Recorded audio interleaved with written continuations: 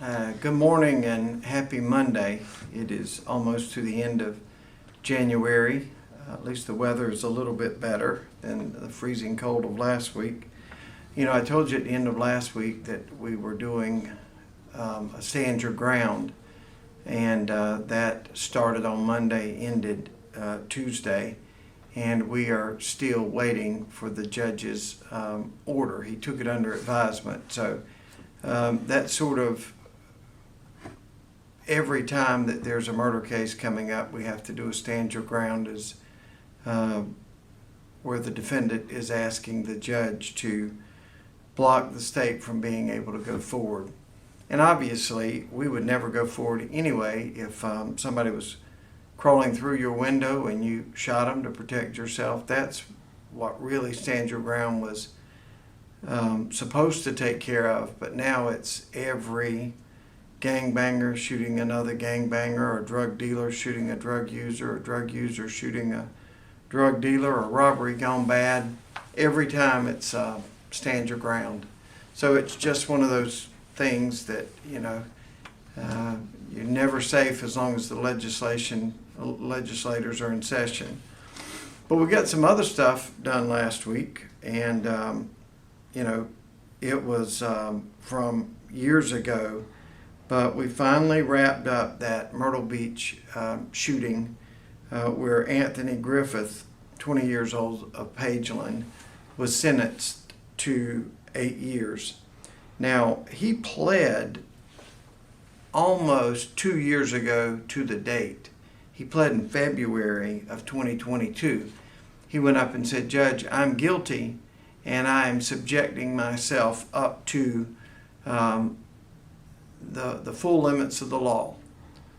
But we said, "Judge, don't sentence him right yet, because Mr. Griffith has agreed to testify against all of these co-defendants." And there were a bunch of them. I mean, it was a ton to get through. And remember, because every time people ask, why is there so many guilty pleas? Well, every trial is going to take the better part of a week. In this case here, there was basically 8 defendants. The Supreme Court has made it almost impossible to try more than one defendant at a time. Sometimes we do it, but they really want you to have to try each individual separate. Now, 8 is approximately 1/3 of 24. Yeah. And we get basically 24 weeks a year to try cases. We get 24 weeks to try them and 24 weeks to plead them with judges. So this one case, if every one of these guys had gone to court for trial, would have taken 1/3 of our trial time for the whole year. And we had to put a bunch of these guys up first for trials. They said, I'm not pleading to anything. I didn't do anything wrong." We pulled 12 people, set them in a chair, get ready for the case. "Your Honor, we got a guilty plea over here." They're just wanting to see if you can get everybody to show up. When we get everybody to show up, sometimes they end up pleading. And when they do plead, you see all these different sentencing ranges. Some of the other guys got 10 years and 8 years. And, it really depends on what they did. It depends on what their record looked like. The judge, for the most part, is the same judge that's sentencing them throughout. So the guy that pled guilty first and agreed to help us, he ended up with 8 years. Now, he must have had a record of sorts. But the judge takes all of that into account. And that is that's how long it takes to run these things through, even when they do plea, especially when the plea comes once you've picked 12 people. Now, I've inconvenienced 20 and 30 different people by bringing them to court and ready to testify by that time. But some of the other guys, Dennis Deshawn Stewart, also from Sherrall, got 11 years. Antonio Brown got 10 years. Quandre Tyson, also of Pageland, got 10 years. Jaden Satterfield, from 18-year-olds from Charlotte, he got 6 years. And DeJuan Cole of Chirral got 8 years. So a lot of time, but it took us a lot of time to get through all of this stuff. And in fact, that young man, Griffin, had pled 2 years ago, and it took to this to get the sentencing. So there's a lot more to it than the few seconds that you see on a news brief at night, especially when the Supreme Court is saying you can't try, we don't want you to try more than one person together.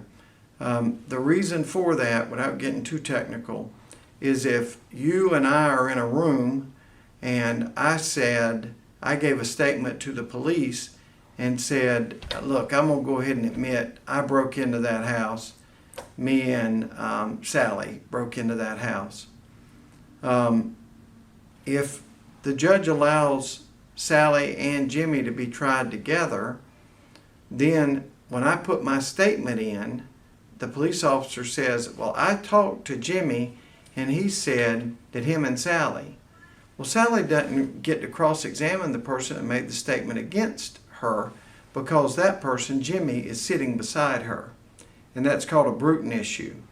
So if you are ever able to try people together, it almost has to be based on something like DNA, which means bringing in a bunch of people from SLED. But if it's statement driven, it's almost impossible to do it.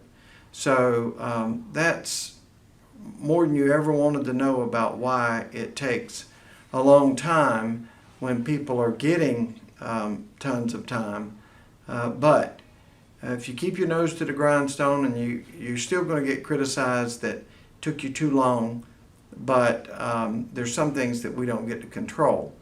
What we can control is persistence, keeping our nose to the grindstone, letting the word get out that we're not going to give up on this. We're going to keep digging, and that's what we did here. And because of that, there's at least a half dozen people that are sitting in prison for what they did on the Ocean Boulevard in Myrtle Beach back in 2020.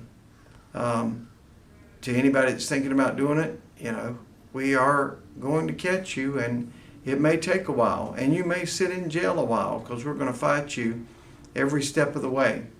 If a judge lets you out, they let you out, but we will be back around to get you. It doesn't just magically get lost. Have a great week, and we will get back with you on the happenings of the Horry and Georgetown County next Monday.